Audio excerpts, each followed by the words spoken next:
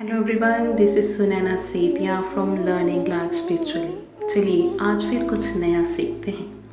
आज की कहानी का शीर्षक है सुपात्र को पहचाने।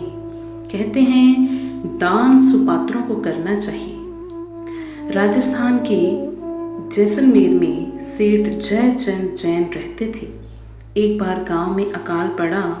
जब 2 महीनों बाद लोगों के पास खाने को अन्न नहीं रहा, तब राजा मान सिंह ने मुनादी करवाई कि जो सेठ साहूकार सक्षम है वो अन्न धन दान करे और राजकोष में धन अन्न जमा करवाए। सेठ जयचंद ने 1000 क्विंटल गेहूं, 500 क्विंटल दाल, 1000 किलो घी, 2000 किलो तेल और 5000 स्वर्ण मुद्राएं दान में दे दी।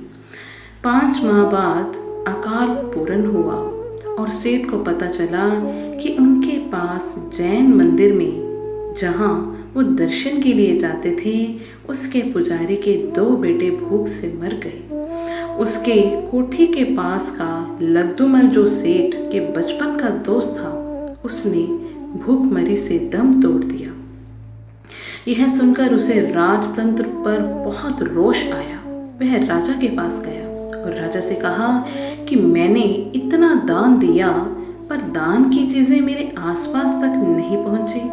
राजा बोला, हे दानवीर, आपके दान की मैं प्रशंसा करता हूँ, किंतु राज्य का विस्तार इतना बड़ा है कि जो हम तक और हम जिन तक पहुँच पाए हमने मदद की, किंतु आपके आसपास के लोग भूखमरी से मरे।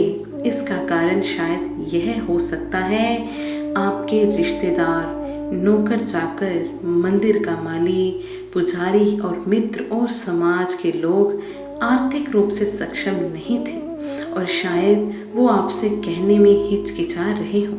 अतः आपको राजकोष दान तो देना चाहिए था, किंतु अगर आप उसका 50% अपने आसपास के लोगों को करते तो आपको ज़्यादा संतुष्टि मिलती।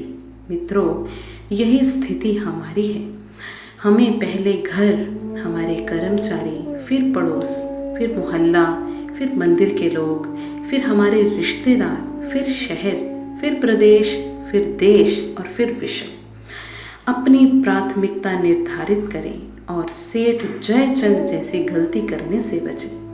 प्राथमिकता आपको आपके दान की आत्म संतुष्टि देगा और यही मानवता और देश के प्रति आपकी संजीवनी सच्ची जिम्मेदारी होगी। मित्रों, किसी भी फंड में दान देने से अच्छा है आप खुद या अपने शहर के एसडीएम के द्वारा अपने आसपास के जरूरतमंद लोगों की मदद करें, क्योंकि नर सेवा ही नारायण सेवा है।